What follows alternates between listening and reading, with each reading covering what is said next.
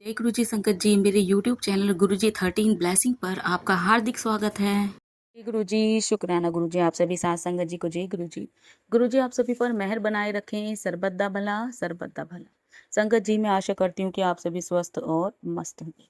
संगत जी जैसे कि मैं आपके साथ में डेली एक मोटिवेशनल स्टोरी भी शेयर करती हूँ, आज उसी कड़ी को आगे बढ़ाते हुए आपके साथ में एक स्टोरी जो कि है चावल का दाना शेयर कर रही हूँ। संगत जी, आप लोगों ने देखा होगा जो लोग हमेशा दूसरों के आगे हाथ फैलाते रहते हैं, वो पूरी ज़िंदगी भर ऐसे ही हाथ फैलाते रह जाते हैं। उनकी झोली में कभी कुछ नहीं आता। अगर आपके पास कुछ आ रहा है, चाहे वो 1 रुपया भी हो, आप उसका 1/4 हिस्सा किसी को दान दें, तो भगवान बदले में आपको वो चौथाई हिस्से की जगह आधा दे देता है। क्योंकि ये प्रकृति का नियम है, जो आप बाँटोगे वही आपको प्राप्त होगा। ऐसा ही कहानी क का उद्देश्य है या सीख है, उसमें भी यही बताया गया है। संगत जी, एक भिखारी एक दिन सुबह अपने घर के बाहर निकला। त्योहार का दिन था। आज उसने सोचा कि गांव में बहुत भिक्षा मिलने की संभावना है। वो अपनी झोली में थोड़े से चावल के दाने डालकर आगे निकला। उसने अपने झोली में चावल के दाने इसलिए डाले थे ताकि वह जब किसी घर के आगे अपनी झोली पसारे तो सामने वाले व्यक्ति को लगे कि पहले से उसको भिक्षा मिल चुकी है। यहाँ उसने अपनी बुद्धि का प्रयोग किया था। संगत जी वह आगे चलता है और क्या देखता है, थोड़ी दूर पर उसको राजा का रथ आता हुआ दिखाई देता है। राजा अपने सिंहासन पर बैठा हुआ बड़ी ही भव्य यात्रा से बाहर निकला होता है। अब रथ पर राजा बैठा है, वो देख रहा है, बड़ी ही मनोहारी दृश्य बना हुआ है। राजा का रथ अब उसके आगे आकर रुक जाता है। वो सोचता है कि मैं तो बड़ा धन्य हूँ, आज साक्षात मुझे राजा से भिक्षा मिल जाएगी। क्योंकि वह जब भी राजमहल के सामने जाता था तो पहरेदार उसको वहां से भगा देते थे। आज वो बड़ा मन में खुश था कि मुझे आज राजा से भिक्षा मिलेगी और मैं धन्य धन्य हो जाऊंगा, आज तो मेरा भाग्य जोरों पर है। अचानक क्या होता है कि वह देखता है तो राजा उसके सामने रथ से उतरता है और आगे खड़ा हो जाता है, हाथ जोड़ता है और उस भिखारी से याचना करता है कि आप मुझे कुछ दान दे दो। अब राजा जब इस तरीके से बात करता है तो भिखारी उसकी तरफ असमंजस से देखता है कि यह क्या है, एक राजा मुझसे भीख मांग रहा है, मैं तो खुद ही भिखारी हूँ। अब राजा उससे कहता है कि मुझे कल ज्योतिषों ने बताया था कि देश पर भारी संकट आने वाला है और मेरा राज्य बर्बाद हो जाएगा। उस उन्होंने कहा है कि कल यानी कि आज मुझे भिक्षा मांगनी है और जो भी व्यक्ति तुम्हारे सामने आएगा उससे ही तुम्हें भिक्षा लेनी है।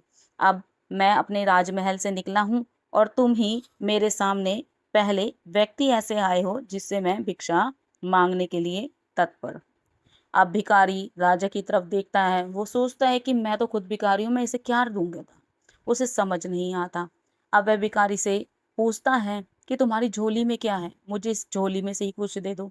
अब भिखारी, जैसे कि आप जानते ही हैं, भिखारी ने कुछ चावल अपनी झोली में डाल लिए थे ताकि जब भी वो किसी द्वार पर जाकर भिक्षा मांगे तो देने वाले को ये ना लगे कि पहली बार ही भिक्षा मांग रहा है और किसी ने इसे कुछ नहीं दिया।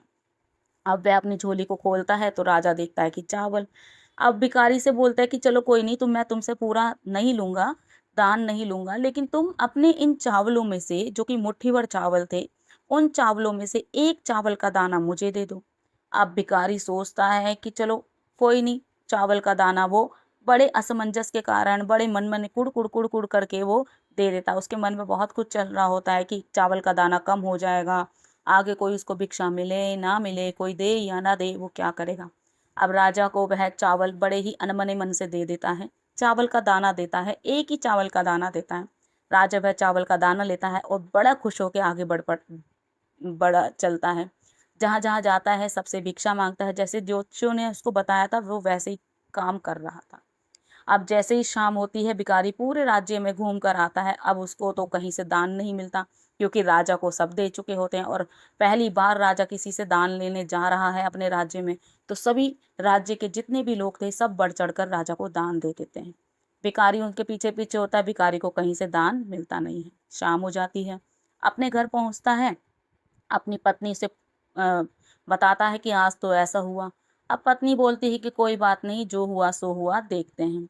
पत्नी जैसे ही उस भिखारी की पोटली, जो कि वो एक मुट्ठी चावल लेकर गया था, उसको किसी बर्तन में डालती है, तो देखती है कि उसमें एक सोने का चावल का दाना था।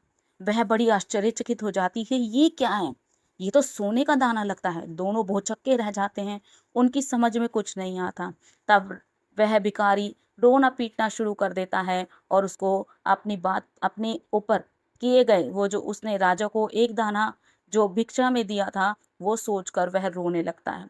वह अपनी पत्नी को सब कुछ बताता है। तब उसकी पत्नी उसे समझाती है कि जब कोई भिक्षा तुमसे मांगता है तो उसको देनी चाहिए, क्योंकि भगवान का नियम है, ये प्रकृति का नियम है, जो तुम किसी को दोगे वही लौट कर तुम्हारे सामने आएगा। जब ये बात उसको समझ में आती है कि एक चावल का दाना देने से भगवान ने उसको एक चावल का दाना ही सोने का बना दिया, तो इस तरीके से वह किस तरीके से अपने आप को चेंज कर पाया। उस दिन से उस भिखारी ने भिक्षा मांगनी छोड़ दी और मेहनत करके अपना परिवार का भरण पोषण करने लगा। जिसने सदा दूसरों के आगे हाथ फैलाकर भीख मांगी थी, अब खुले हाथ से वह दान पुण्य करने लगा था। धीरे धीरे उसके दिन भी बदलने लगे। जो लोग सदा उससे दूरी बनाए रखते थे, अब उसके पास आने लगे थे।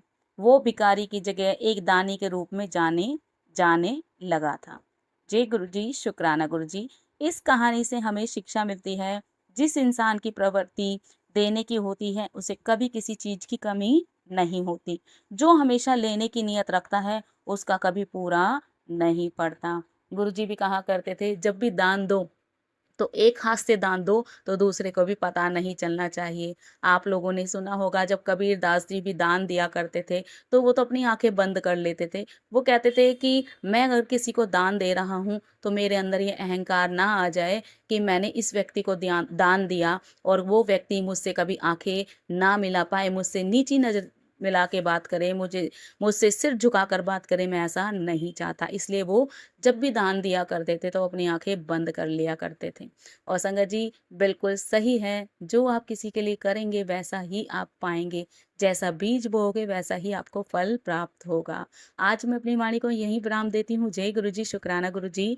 जय जय गुरु जी।